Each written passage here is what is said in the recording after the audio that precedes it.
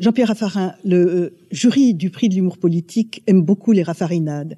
Et cette année, il a décidé de vous distinguer, de vous remettre le prix de la persévérance pour votre phrase « Les centristes sont tellement nombreux qu'on en trouve toujours un avec lequel être d'accord ». Quand vous avez prononcé cette phrase, vous pensiez faire de l'humour ? Quand le jury aime les raffarinades, moi j'aime le jury. Et je remercie beaucoup le jury de ce prix qui m'honore. J'ai déjà été honoré pour l'ensemble de mon œuvre. Donc que vous puissiez retrouver comme ça des créations de ci, de là, c'est un grand bonheur. Je crois qu'en politique, et c'est pour ça que c'est très important, l'humour, c'est Wolinski qui le disait, c'est le plus court chemin entre deux personnes. Et donc en effet, l'humour, c'est la substance même de la politique. Et quand la politique est aujourd'hui triste, dans des situations souvent tragiques, au fond, l'humour, c'est ce qui nous permet de rester des hommes. Vous mettez toujours une pointe d'humour dans vos discours ? Toujours. Alors, ces derniers temps, vous avez été un peu supplanté par les hollanderies. Ça vous a fait de la peine ?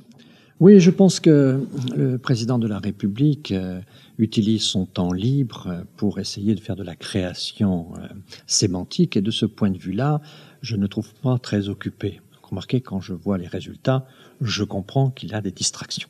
Mais avouez qu'il est souvent drôle aussi. Il peut être drôle, en tout cas il est habile. Alors aujourd'hui, sur quoi aimeriez-vous faire de l'humour ? L'humour, madame, ça se construit en partie grâce aux personnes qu'on rencontre, grâce aux circonstances qui sont créées. C'est une invention du moment, c'est aussi une improvisation. En fait, c'est une attitude d'esprit qui cherche à créer une distance. Et quand une pente est raide, qu'une route est droite. L'humour, c'est ce petit virage qu'on essaie de placer sur le chemin.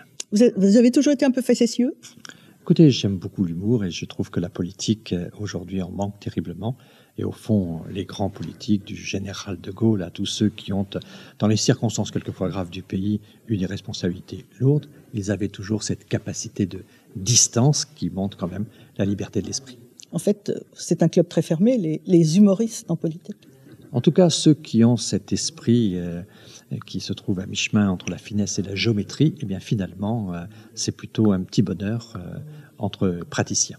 Quel est le message que vous enverriez aujourd'hui ? La gratitude au jury. Merci beaucoup.